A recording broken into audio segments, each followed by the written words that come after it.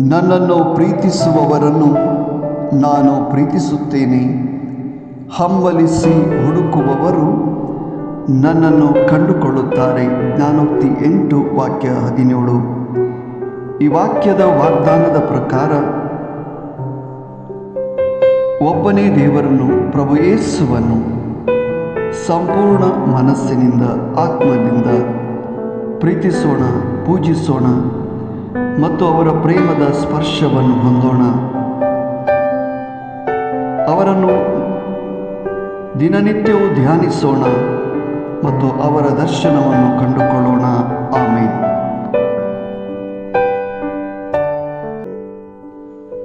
जी म्हजो मोग करतात तांचो हांव मोग करता. जी म्हाका सोदतात तांकां हांव मेळटा. म्हणयो अविस्वर 8:17. ह्या उतराचे भासवणी प्रमाणे आमी संपूर्णपणे